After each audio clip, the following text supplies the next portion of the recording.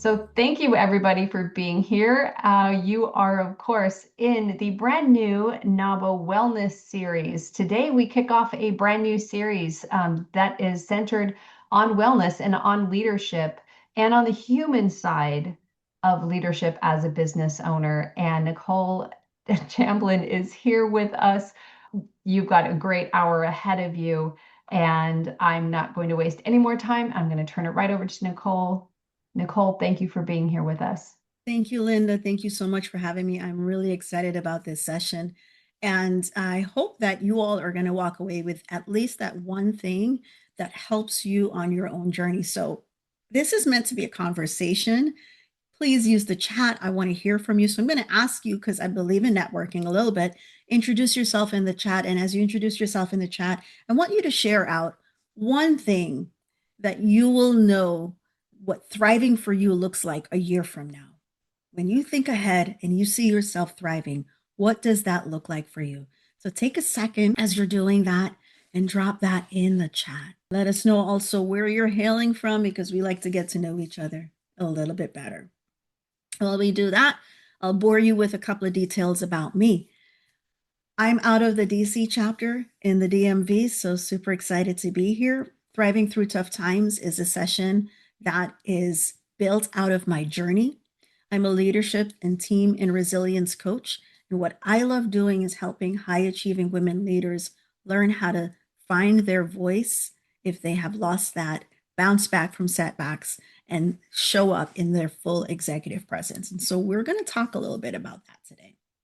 So I'm going to turn my face a little bit because I have multiple screens. That means I'm looking for your beautiful answers in the chat. If you have a question, please feel free to ask it. Linda, I'm going to ask for your backup. If I miss it, just interrupt me, call it out. We'll get started. But always here to respect your time. Let's dive in. And so this picture was the day that I got my full diagnosis. In January 2020, I got the call that had cut right through the energy of celebrating the new year with the words, "Mrs. Chamblin, you have a small cancer." That almost 2 centimeter growth has had such a huge impact on my life in so many ways.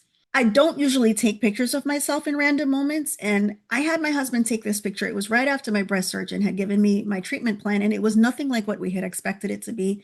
And I knew in that moment that my life had changed, right? And would be changing forever. And I don't know about you, every once in a while we have that moment in our life where we know this is kind of a point for us. I started my first of 18 rounds of chemotherapy 2 days after my birthday. It was the worst birthday present yet, and about a week before the world shut down for the pandemic. And in addition to chemo, I've went through radiation, and I've had 8 surgeries in 4 years.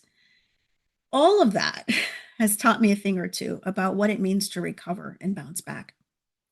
One of my most vulnerable moments actually came during radiation, when I was laid out bare literally on the table, because I was still recovering from my double mastectomy. It was only a few weeks out of surgery, but they couldn't wait to start treatment. They had found a second cancer growing in my body even after chemotherapy. And while radiation wasn't a part of my original plan, there I was on the table. And I just remember feeling so isolated, absolutely scared and exposed. And I don't know if you can identify with that. And it just, as I said, showed me who I was at my core. And as terrible as all of the physical parts of treatment was, the chemo and radiation and surgery, I would not wish on anyone. The hardest part for me was actually the emotional and mental aftermath. My doctors and I were not worried about the emotional toll that treatment took. I was just stuck in survival mode. All I could think about was, how can I get past cancer? And what that taught me is that we can easily get stuck in survival mode. And a lot of folks, hear about my story, they say, "Oh, Nick, you're a survivor." And what I've learned is that cockroaches are survivors too. And so I will be darned if I am just going to exist like a cockroach. The good news is I am now 5 years cancer free. And I have really been doing some work to understand what recovery and true resilience looks like for me.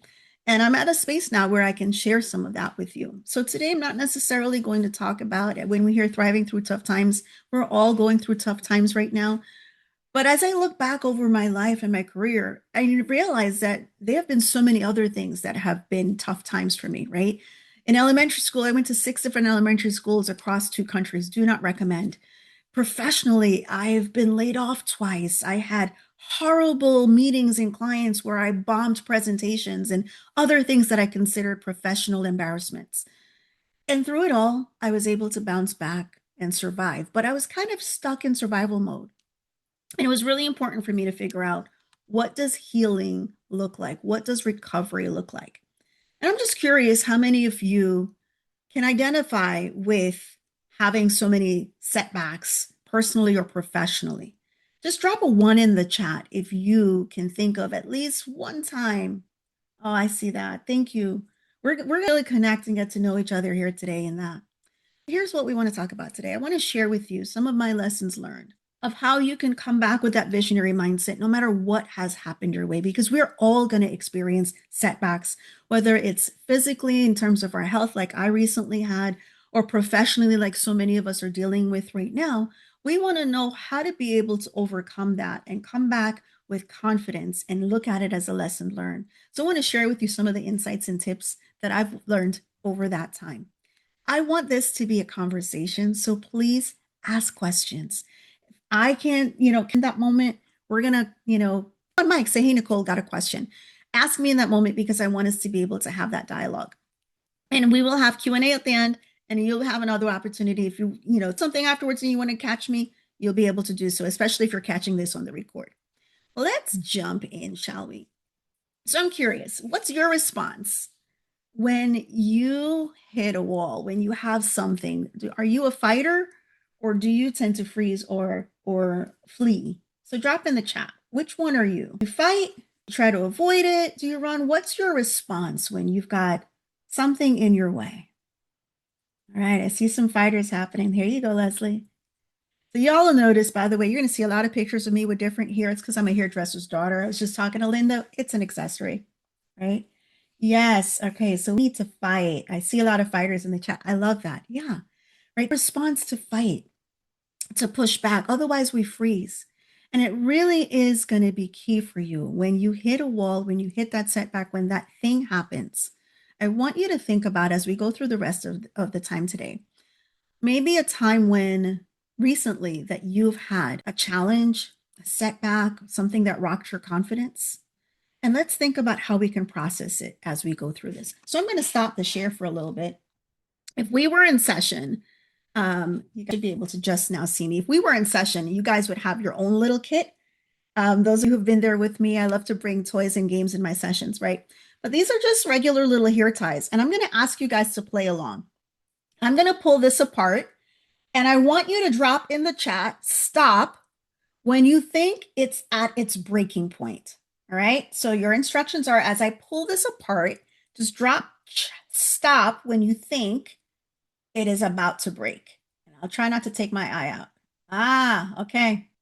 You guys are good. It is right at its tension point. I don't know if you can see it's starting to fray a little bit, right? It's right at tension point. So I'm curious, what did you notice in your body as you're watching me pull this apart, waiting for it to snap? Just drop in the chat.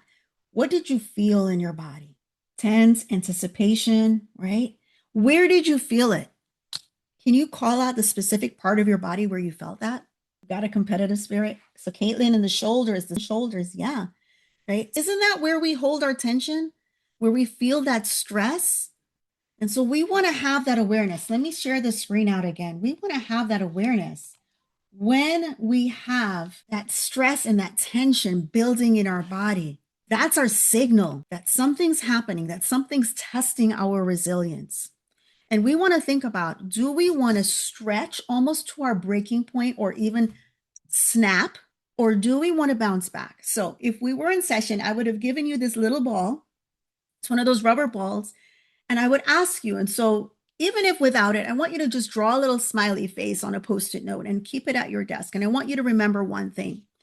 When you hit a wall, when a challenge moment comes in your way, you have two choices. You can either stretch or break, or you can choose to bounce back. And I want that little emoji smiley face. If we were together, I would give you the rubber ball and ask you to just keep this on your desk when you have that moment, to remember that it's a choice. It is a mindset that we make. Now, I do not want to minimize some of the things that we go through. There are some things that all we can do is survive, right? When I was going through chemo, all I could do was survive. The mindset work came for me a little bit later in the process. There are other moments of grief and loss that cannot always be converted into an opportunity, or lesson, or a gift. But what I hope for you is that you're going to build enough resilience in your reservoir that if things like that happen for you, you're at least able to weather the storm in a way that's more healthy for you. As you see from each other chiming in about how we're feeling tension in our bodies, right? Aren't we always experiencing stress in some way, tension in some way? Just drop in the chat. What are some of the stressors that you're continually dealing with and experiencing in our lives? What are some of our constant stressors? And I'm just keeping an eye on the chat as that comes through, right? Work, our family, our schedules, absolutely marriage. Yep. Right. Anyone move recently? Right. Even if we choose to move, that's a choice. It's one of the most stressful things that happens to us. Our workload, our personal plans, our priority, chasing balance, right? We're constantly on that hamster wheel. And I'm not saying that we do it to ourselves, but we're all high achievers here. We set really high standards for ourselves. And so working towards that puts us under that constant stress and pressure and tension where we feel like we're going to snap. So as we go through our mental shift today, what I want you to think about is that your setbacks, your challenges, they don't define you, right? I could have defined myself as, oh, I got laid off twice. I'm a failure professionally. I never would have started my business 20 years ago if that had happened, right? So your setbacks don't define you, they refine you. It's like gold. And if you think about the refinement process for gold, well, how do they refine gold? Do you guys know? You ever watch those videos about how they refine gold? Checking out the chat to see. What do? They heat that bad boy up. They make it hot. The impurities bubble up. If you ever get a chance, Google it and watch it. It's a fascinating video. They may add chemicals to help refine it so they can skim off the impurities off the top. And that's what's left, is that absolutely beautiful pure gold, right? So everything beautiful in that sense, if you're wearing gold jewelry, that beautiful piece of gold jewelry had to go through the fire to get to be that piece of purity that you're now. And so for you, I want you to be able to look at your setbacks as not these horrible, terrible necessarily that are happening to you, but experiences that are helping you learn and grow. So I'm going to scroll back up to the chat for a second. I asked you earlier to drop in the chat, what does thriving look like for you, right? So Caitlin out of Minneapolis, it would be serving 100% happy customers while maintaining peace and balance in life. I love that. A year from now, someone shout, my organization is operating with clarity, stability, alignment, allowing me to get out of the weeds. Shout out to Amy for that one. Right. We also have thriving is staying healthy and maintaining my diabetes. Yes, our well-being as women founders. If we are not healthy, our businesses will never be healthy. Our families won't be healthy, right? That's why they tell us to put our oxygen mask on first. And so we're going to talk about how do we make sure we're putting our oxygen mask on first? How do we make sure we're taking care of ourselves? How are we addressing the things that we need to do to make sure that we can hit that vision and goal of thriving? So whatever your vision is of thriving a year from now, I want you to have that in your mind as we go through these mindset principles. And so as I was going through my journey and doing reflection and doing the work coming out of treatment, I went through therapy, I went through coaching, a lot of reflection practices. As a coach, if I can't walk the talk, then I'm no good to you as a client. And so I had to figure out, like, how am I going to convert this, right? As everything was for me, I needed to make sure that that experience of cancer, all the chemo and the radiation and the surgery and the scars and all of the things that I'm going through, I needed to make sure that I could get something out of that experience that would make all of that pain worth it. Because the one thing that I've learned is that it's the scars that no one else can see that can hurt you the most if you don't do the work to heal them. So I want to share with you how I've synthesized the work that I've done over the last 4 years and my entire life, really. But I finally figured this out. This is the process for me. So I'm going to put this screen up. I want you to take a screenshot of this screen, and we're going to go through each of these. These are my 12 principles. And so I'm going to walk you through these questions. These are the questions that I ask, and they spell RISE in, an acronym kind of girl. And so this was for me realizing that at different steps, I needed something different. And what I want you to get in the habit and practice of is when you hit a wall, when you hit that moment where you have a challenge, come to this list and ask yourself one of these questions. And depending on what you're going through, it'll define what question you need to ask and answer in that moment to move forward. So it might not always spell rise, but at the end of this, I'm going to ask you to drop in the chat how you will spell rise today. Deal? Drop an emoji. Give me a thumbs up or something. Let me know if you just agreed to that with me. Are we all on board? Beautiful. Awesome. Let's jump in. Did everyone catch a screenshot of this? Good. I see nodding heads. All right.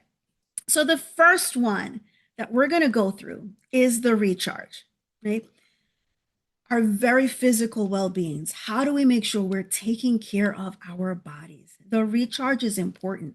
So the question you're going to ask yourself is, what is a specific non-negotiable, underline that, non-negotiable thing that you have to schedule in the next week to prevent burnout from sabotaging your goals? In the next week, I want it to be something that's immediate. And this is probably going to be something to take care of your physical well-being. Is it rest? Is it, nutrition? I don't know about y'all. I'm still recovering from the Thanksgiving holiday, right? So maybe it's exercise or just pressing that reset. This is about prioritizing your health for sleep, activity, and nutrition to make sure that you're optimized. This is the physical resilience that we're looking at here. So what will you do to recharge, right? Your physical well-being. That's the first question. The second is about reflection. What mental noise or repeating thought patterns are currently draining your focus? And how can you pause them for a moment of clarity, right? All right, I see you there. Gym time it is, right? So this one, the reflection is about cultivating self-awareness. We want to be mindful, yes. Journal if you need to really understand and process your thoughts. Our negative self-talk makes such a difference, and we are mean to ourselves. I call my negative self-talk negative Nelly. Sometimes she's in the back of my head. That's that voice that will say things like, who do you think you are? Pitching that to that client or trying to do this or going up and doing that, right? Have you all ever had that voice in your head, that who do you think you are voice, right? I see nodding heads. And so we want to make sure that we are quieting that voice. I get you. I've been there, right? And it's hard not to, especially when we're the face of our business. So you need to recognize that. Think of it as a hot stove moment. When that voice starts talking to you, pull your hand back from that stove and think about, how am I going to quiet this voice? How can I bring some mindfulness practices in to help me get clarity in this moment? Right? The next is the reset. And the reset might feel a little harsh for some people, but it's absolutely important for you as a business owner. Where are you currently wasting precious, valuable time and energy, whether it's from disorganization or low value commitments? And how will you get rid of them? You need to focus on those high value things that only you as the founder can do, and think about how you can set good boundaries to declutter your calendar. Do a calendar cleanse, manage your time more effectively. Really think about how you can show up in your best self by resetting your boundaries and your time commitments. So I want you to just think of those three. Which is the one, the recharge, the reset, or the reflection, which is the one that you are going to tackle first? And you can drop that in the chat or just write it down. Beautiful. Excellent, excellent. I love it. I see you guys. All right, so let's move on to the next block, if you will. I am a planner. I love planning. We're going to talk about planning a little bit, but implementation is where the rubber meets the road. And so your question here for you to answer is, what is the single highest impact action that you've been delaying on? And what's a micro step that you can take within the next day to build momentum? The next day, what is that thing that you need to do? I don't know about you, but I have a long laundry list of ideas that I want to do for my business. And it's not until you start taking that small step in action that you're actually going to accomplish that. So thinking about that vision of thriving that you have for a year from now, what is that first micro step that you need to take in the next day or so to be able to get you back into momentum? A lot of people take their foot off the gas. We're coming up to the end of the year. It's the holiday season. They think no one wants to do business. No one wants to do anything. If your clients aren't booking or they're not as active, this is perfect time for you to start getting momentum on your plans for next year. Don't wait for the holiday season to pass. So I want you to commit to that one action that you're going to take to get there for yourself. Right, deal? The next is about innovation. Sometimes you get stuck in a rut. I'm as guilty of it. And this is when you have to really become creative. And so the innovation piece is, what's a stuck problem? You've had it, it keeps rearing its old, you're doing something the same way over and over and over again. And what's a radical, non-obvious solution that you can do to get a breakthrough, right? What's that thing that you haven't tried? Because we all know the definition of insanity. And so we want to flip the script. We want to try something new and be innovative. And this could be tapping into your creativity, looking at how you can make a change, doing something different, or learning something different to get you out of that stuck problem, right? And then the last in this little grouping is to be inspired. When I feel like I have lost connection with my why, I have to come back here. When my energy is low, I'm feeling the blahs. I don't know about you, but every once in a while this happens to me. I have to come back to my purpose, to my vision, my why. What is it that inspired me, whether it's about my business or anything else? And so I am big on legacy. I was sharing earlier that my son is going to be 18 soon. He's graduating high school. And I remember when I started my business, it was with the goal of being more active and present in his life. I had been in a career in marketing and advertising where so many of my colleagues had delayed having their kids and their family. I was working 13-hour days. And while I did have a family at the time, I was not as present and active. I wasn't there for my stepdaughter as much as I wanted to be. And I remember one of my motivating factors when I started my business was to be able to be present and active and not have to ask permission to be around my kids. And I wanted to also be able to give back to others and help them find a way to be more productive and engaged at work so that they could be more present and active with their families.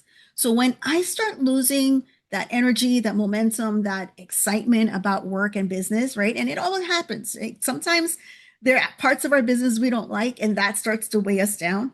I go back to my why. So for me, it's my faith, it's my family, it's the focus on being able to provide an opportunity for my clients to plug into their why.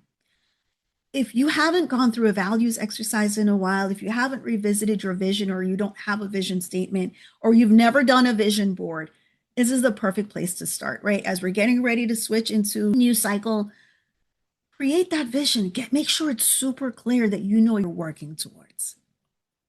So from these last three, which ones are you going to commit to? Is it implementation? Is it innovation, or is it being inspired? So implement, innovate, or inspire. Which is the one that you're going to commit to? See a lot of implementation happening. Yes. Beautiful, beautiful. So we move now. I told you I'm a planner. My plans have plans. And this was one of the things that was really hard for me when I was going through treatment, because I wanted to know everything that was going to come my way. I wanted to have it laid out and what was going to expect. And I remember my breast surgeon said to me, he goes, listen, I promise you we have a plan. And he said, I will be your quarterback. I will be the one to help move you through it, but we just have to see where we are, right? So the first step you're going to do is you're going to go to the oncologist and you're going to go get chemotherapy. And in about 2 months, I'll touch base with you and we'll bring you back to my office and we'll talk about what's next, right? And that was really hard for me because I operate best when I have a sense of what's happening, right? I've worked on it a lot, but there were times that I was like, I can be spontaneous if I plan for it, right? So I had to really think about how can I just deal without having a plan? It's important to have a plan, but know when to pivot, when to shift and change, and to recognize that we're not always going to be able to nail it, but you have to start with a plan, right? So what's a critical industry or competitive shift that you might be ignoring? And what's a proactive move that you can take now so that you're not behind? One thing that I hear from a lot of folks is the impact of AI right now on their industry. If your industry is being impacted by AI in some way, shape, or form, just drop AI in the chat, right? As a coach, I've had clients tell me that their AI coaches them. And yeah, it can be helpful. It can supplement. I know a lot of coaches that are building it in, But for me, I'm human connection, someone who's actually felt emotions talking back at me, right? And so I think about how can I leverage AI in my business practice without discrediting it. There are other things that might come up that you might see shifting in your business. And if you're not planning for it, when it happens, you can feel like you're caught on the back foot. Right. So we know we're in constant change, right? Change is the now normal, especially in the last 5 years. We've all been through so much change just as a global economy. So if you're not always developing a plan and anticipating a challenge and being ready for that what if, then you're going to catch yourself behind the eight ball. So I want you to start thinking about, as you look to that vision you have for next year, what might some things be that happens in your industry or in the competitive landscape that might come up for you, right? In your personal life, what are some things that are happening in your personal life that might change the way that you show up? My family, we're gonna be out of there here. He's off to college. That's a huge shift in the energy of our home and our priorities and what we do and we show up, right? And so I'm planning for that now so that in June I'm not sitting there, crying probably, but crying my eyes out because I don't have, that energy, that things that I'm normally investing in my son as he's launching into his next world. So you have to think about, think 6 months ahead, what might be coming down the way. Have a plan in your back pocket for it. So think about what you need to strategize on. What can you analyze or adapt or get ready to overcome in anticipation? I am a huge fan of simplification. Sometimes we can complicate our lives. I don't know about you. I'm raising my hand for that one. So we simplify. What does that look like? Where have you created complexity or things that are stealing time from your day that you can reduce down to 3 simple steps? I say 3 steps because you will realize that the more that you think about it, you can cut little steps out, you can reduce it, you can bring automation in, you can delegate it. But I want you to think about how can you be more effective, more efficient, and more focused. When I tackle this, one of the things that I realized as I was scaling my business is that I was long past the time to let go of certain activities and actions. I'm a solopreneur, but I have an amazing outsourced team. My OBM has taken tons of things off of my plate, but it was a huge shift. Like she had me move through the shift to let it go, to just hand it off. And I trust and know that it's going to happen. And it's freed me up to be more strategic, to be more present, to be more engaged with my clients, right? But I had to simplify the process and take myself out of the loop. And I had to take it out of my preferences or feeling like I was the only one that had to be there and really build that delegation muscle. Now, this is good not just for your business, it's at home as well, right?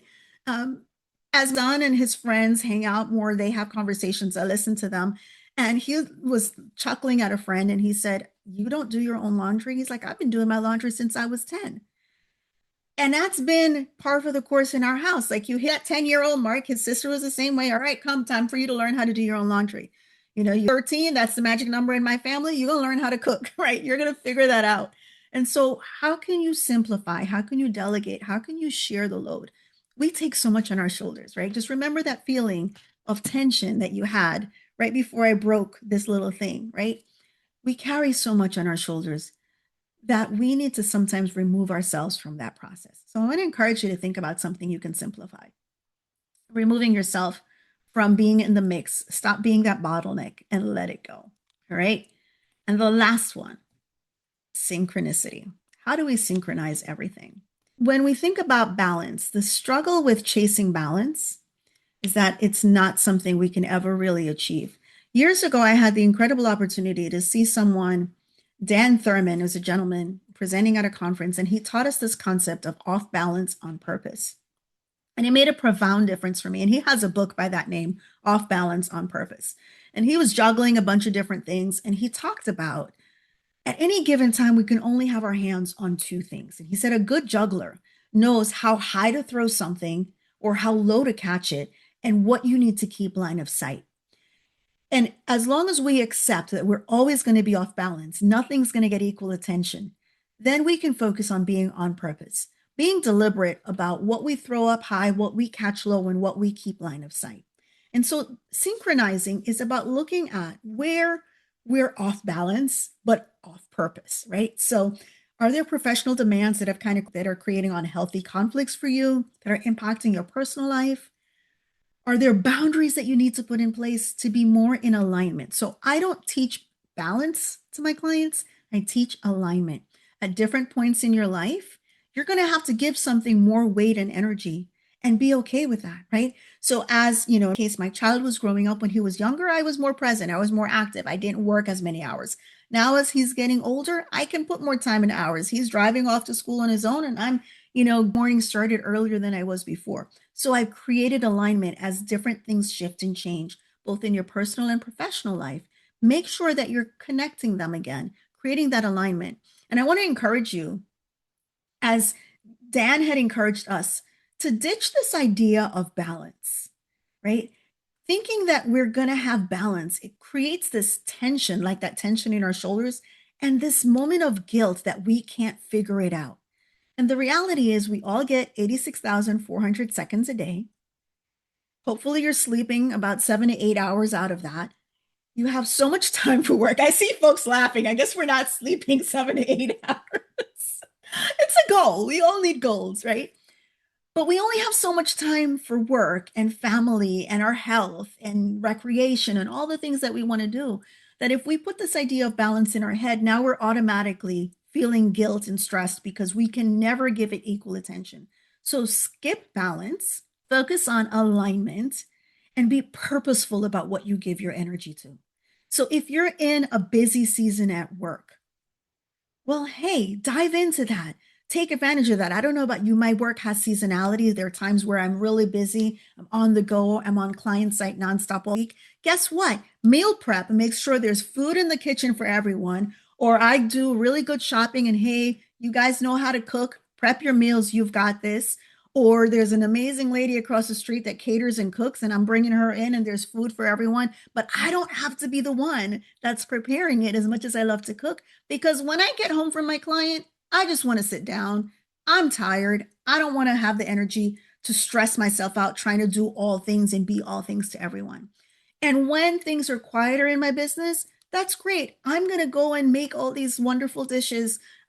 So if you know Jamaican cooking, none of it happens quickly. So I'm going to take the time to make all those dishes that my family likes when I have the time.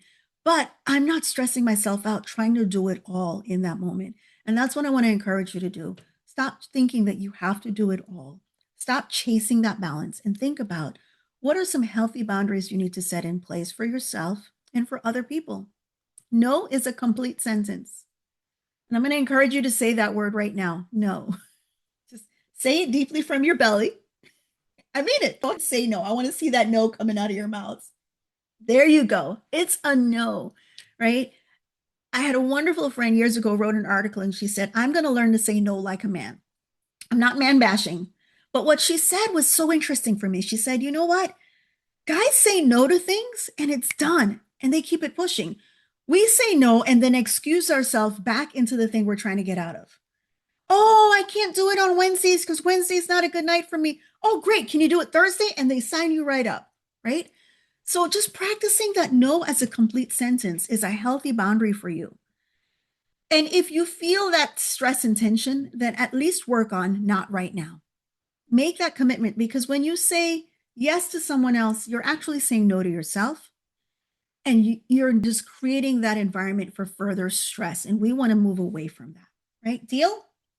All right. So, which of these are we going to do? Is it strategizing?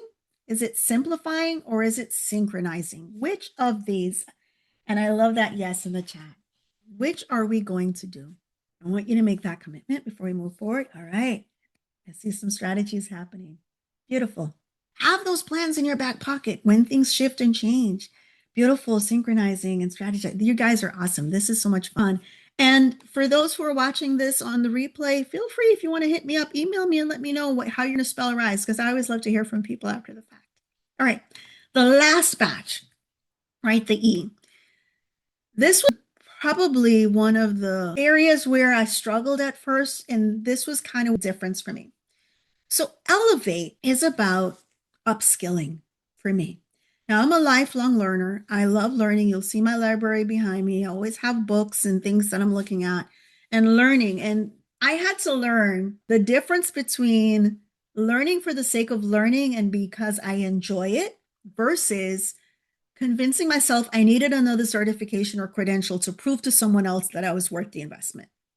So I want to spotlight that and make it clear. I am not saying that you have to go get another degree or certification or credential to prove to anyone anything. You are more than enough just where you are. I'm a huge believer. If you can deliver the service that you're thinking of delivering to your clients without that credential, then go ahead and bill for it, pitch it, sell it, right? And if you want to learn for the sake of learning, then do that. Whether it's reading a book, attending a class, going to a conference. And yeah, if you want that credential, if you want that certification, but don't convince yourself that you need it in order to be satisfied. Learning, though, is really important for us because if you stop learning, you stop growing. So think about a skill or a decision, or maybe a new market that you've been avoiding because it feels hard. How will you commit to attacking it? What's one little thing that you can do to learn how to utilize it, right? I got to AI because it's been like the topic for so many people. I know folks who are so adamant about touching AI, they don't realize they've been using it for years, like Siri AI, right? Alexas are AIs. We're always using them. And so you can't hide from certain things. How do you use it to your advantage? Look for opportunities where you can grow, embrace those challenges, because if nothing else, you're going to be a better person for it. And it doesn't just have to be your business. So I've set a quest for myself. Way back in my younger years, I was a gymnast. I loved the type of workout that we did as gymnastics. My girlfriend the other day, I said, I think I might want to learn how to teach Pilates. Now, let me just tell you this. I got to learn it for myself. I like when I go to a Pilates class, but I'm nowhere near the level of learning to teach Pilates. But I've set that as a goal and an intention for myself. It might be 5 years from now. It might be 3 years. I don't know. But I know the journey of learning for me is going to be an amazing experience. That'll at least put me in better shape, right? So, where can you upskill? What is it that you want to do? Do you want to learn to cook something different? Do you want to learn to, crochet? Whatever it is, continually learning is going to help you grow in multiple ways. So, what can you do to elevate yourself, whether it's in business or in your personal life? All righty. Now, empowerment is so important. And this was one of those things that I say our negative Nelly minds and voices come and get us. It's the limiting beliefs that we tell ourselves that limit us. And so, what's a limiting belief about your worthiness and your capability that you have been saying that's been self-sabotaging you? And if you truly believe that, where's the evidence? Prove it. Because I guarantee you will not be able to find it. What helped me start to make the mental shift around empowering myself was actually something that I read in a book Steve Harvey wrote many years ago. And I don't know if you guys are Steve Harvey fans. I usually think of him as a comedian, so I was surprised the book he wrote, Act Like a Success, Think Like a Success. And someone had given it to me and I read the book. And he talked about fleas in a jar. Have you guys ever heard about fleas in a jar? Right. So, oh, this is fun. So in the book, he said a flea has, this is a little creepy, but fleas have the natural ability to jump 3 feet high. And if you put fleas in a jar and put a lid on it, they'll keep trying to jump 3 feet high, but they'll eventually learn to jump only so high as to not hit themselves on the lid of the jar. Fleas that are born in the jar are born with that natural ability to jump 3 feet, but their environment teaches them to only jump so high to not hit their head on the lid. So that fascinated me. And I was like, I need to see the research because that's just me. I went and I found the research. And what scientists had done was they put these fleas in a big box with a glass cover on top of it. So they could see out, but when they jumped, they hit their head on the glass lid.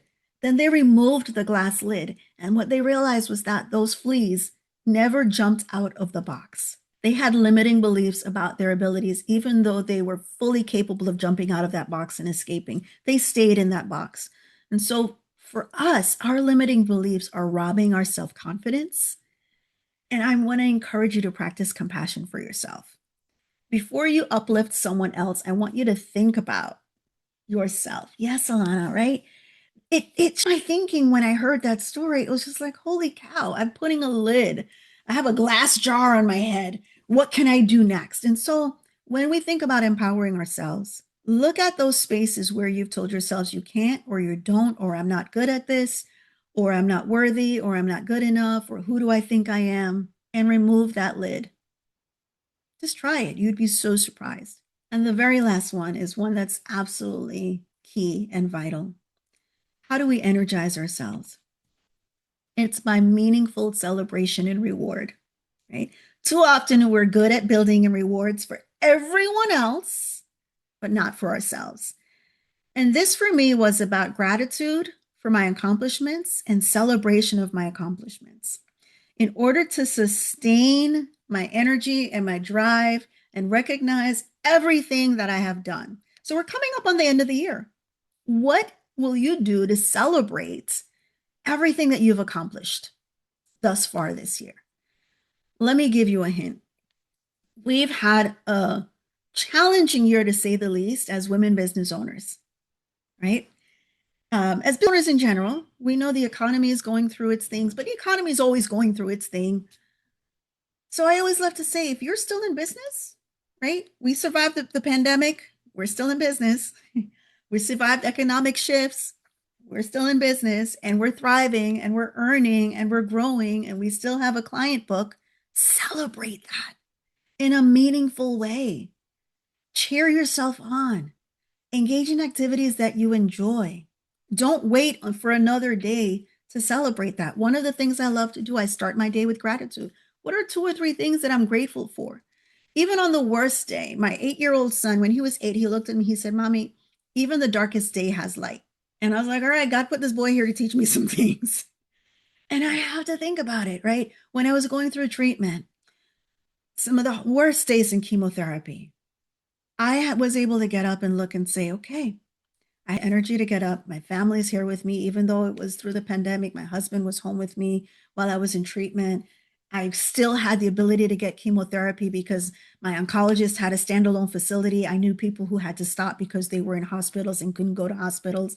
So I had to find the tiniest little thing to be grateful for, right? When I lost my hair and it started to grow back, it grew in differently. I'm learning to comb it, but you'll see something new next time. But I had to be grateful, like, okay, that differently, but it's growing back. So how can you build that practice of gratitude and really celebrate your wins, big and small? Yes. So what are you going to do, right? Where are we? Are we going to get energized? Are we going to empower, right? What are we going to do to make sure? Are we elevating? I'm so curious now. How are you going to spell rise for yourself? Right? I see elevation. Yes. Learn that skill. Beautiful. A lot of elevation happening here. You guys are amazing. Beautiful, beautiful. So, as I said before, it's the scars no one else sees that can hurt us the most. I remember when I took this picture, what stuck out to me, I don't know if you can see it right around at my neckline, there's a little scar. That was my first visible treatment scar. And my oncologist, I always wear V-necks, right? I usually wear V-necks. And my oncologist, I remember, had looked at me and said, you're not going to want to wear shirts like that after treatment. And I was like, why? And he's like, you're going to have a scar. And I let that sit in my head for a while and I hid my scar. And it took me a while to get to the place to say, what's the big deal, right?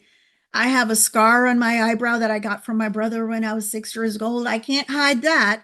Why am I hiding my scars?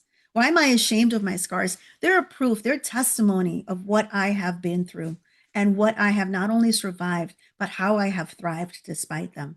And so our ability to be vulnerable, to share with other people, as I've shared with you today, here are my scars. There's so many more that I could have shared, but I want to take a lesson from that.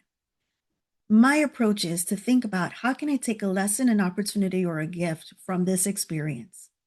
So one of the last things I want you to do is to create a success tree for yourself, right? So if we were in session, I would already have this handout for you, but I want you to pretend you're an artist on a sheet of paper, just draw a line and have it represent the ground. And I want you to draw the roots of the tree and just a big tree, right? And we're going to take a quick second for this. For the roots, what I want you to do is write down the setbacks that come to mind. Just take a quick second. What are the things that have hit for you? I've shared mine, whether it's moving from elementary school, some others, as a matter of fact, here goes some of mine, right? Some of them are, got laid off the first and the second time, going through the pandemic, cancer surgery, so many different things that were in my mind setbacks, right? Things that I had to overcome. And then at the top of the tree, I want you to write down your successes. What are the wins that you've accomplished, right? Hopefully you're keeping a brag file. If you're not, this is your encouragement to keep a brag file. Every time you have a win or accomplishment or something you do, write that down so that you can go back on the tough days. So once you've wrote your challenges or your wins, right? And what I want you to do is try to draw a line through them. His greatest hits, yeah. I just shared, my husband calls them his greatest hits. So what I did here and what I want you to create for yourself is find a connection point between your setbacks and your wins. How did you convert them into opportunities, lessons, or gifts? And if you can't do that, then I want you to reach out to me. We're going to spend some time together until you can see it, because I know that that was the strength to help get you to that next level. And I want to share you with a couple of parting thoughts. One of my favorite stories is the starfish story. Have you guys ever heard of the starfish story? Right now, if we were together, I would actually give you one of these cards. So consider this me giving you the card.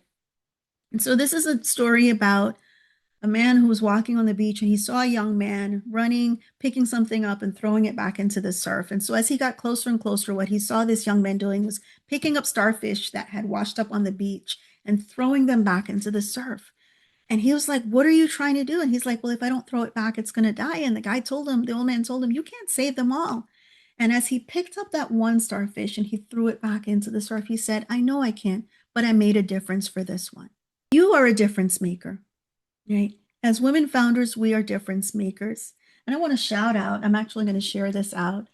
Mike sent me this beautiful box just the other day, and it says difference maker. And I'm going to read this for you because I want to share this as a gift for you.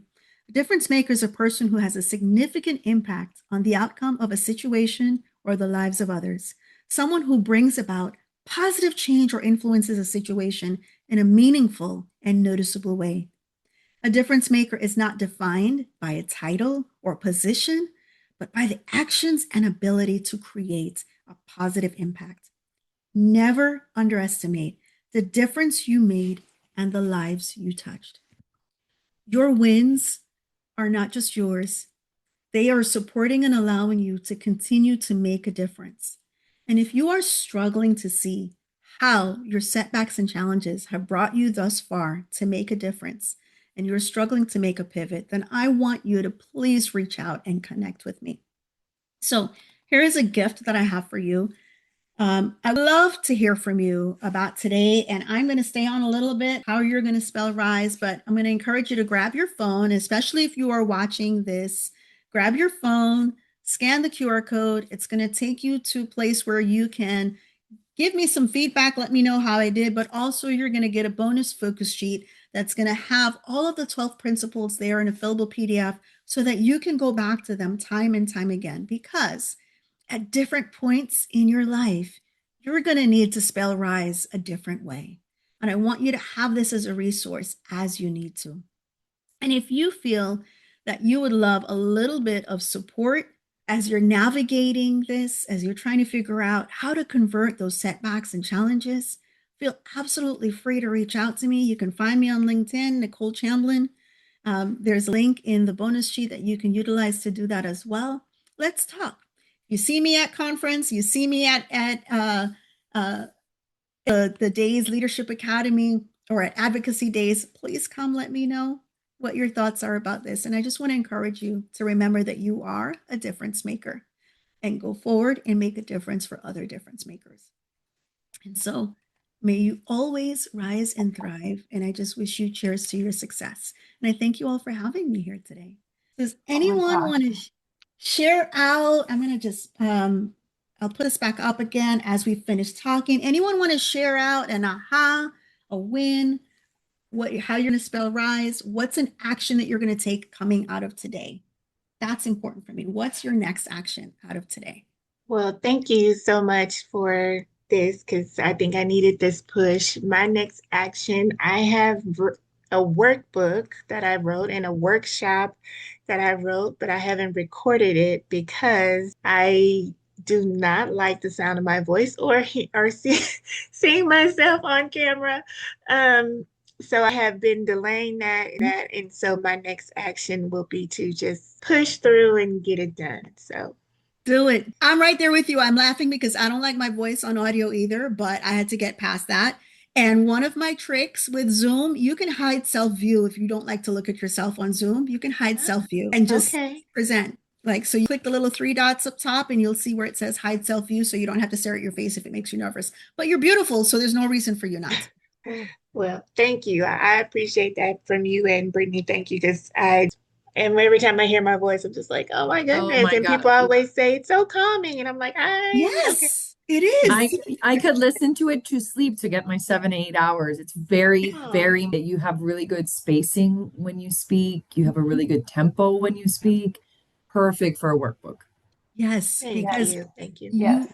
that is perfect. You want to give them space for reflection, right? And so it's going to be that about the melodies that help you get into focus mode. That's what you're doing. You're creating that and for them to focus. So that's perfect. Thank y'all. Appreciate it. Let me know when you record it. And if you need someone to sit in the room with you, I'll do it. Okay, I'll definitely let you know. That's my push. So now I have to get it done. So Awesome. thanks. Looking forward to it. Anyone else? Any questions or reflections that you want to share before we close out? Nicole, I so appreciate all of this. And honestly, this was meatier with more in it than I had even hoped for. I'm excited. And thank you for this. And yeah, you're right. I'm going to spell rise a different way, so many different times. And to have that tool is just really spectacular. You are so welcome, Linda, and thank you for inviting me to this. I'm excited. My hope is always to make that difference for someone else, as others have made the difference for me. So, Something rise, ladies. to consider, Nicole, just from my perspective, having heard it, I thought, first of all, amazing and meaty in terms of value add. I thought it was a wonderful presentation. Consider, and I'm sure you dealt with it with clients, is that sometimes, especially for those of us who are very thoughtful about a lot of these things, right? Introspective, sometimes we have some of these tools. For instance, for me, strategize comes to mind, right? And it's almost like the tool goes on overdrive and it's like, no, we need to dial back this tool and amp up some of the other tools. So it was almost like, hey, you have the eyes going, but like, elevate the ease, you know what I mean? Like sort of that equilibrium that you talked about. You're so right. And doesn't always spell rise. Like, let's say that, right? Sometimes it's just gibberish, but I know I need to go to one of the others. And we all have that like go, right? So that's why I said implementation was important for me because I can plan to death. Right. And then it's like, when are you going to do it? How are you going to do it? Get it done. And Right. so that's why, but there are also folks that I know who jump right in and they just Right. start doing and have clients and friends who are like that. And for them, the strategize is where they need to, it's like, oh, plan before you start all of that. Right. And that's why I have all of those different options. It really came to me because it was at different times. That's not what I need right now. Where do I need to be? Mm-hmm. And that's where you start. Like, where do I need right now? My body tells me when I need to just go recharge, right? Mm-hmm. Like I get freezing cold. I start to shut down. I don't hear anything. And it's like, I go lay down. Deuces, I'm out. I gotta go lay down. And so you really have to pay attention to your body. And if not, it's like us, we do so much. We give so much. We got to do that to ourselves. We got to give back to ourselves. And that's what today's about. It's about really thinking about what do I need in this moment to make sure I show up as my best self for me first, before anyone else and before anything else. And so you're right. It might change as you go through and you start implementing, you shift. Okay, I do something like I build reset in, I build a recharge in all the time. So think about what you need to build in that moment. Thank you. You're welcome. I thank you guys so much for being with me. Thank you so much.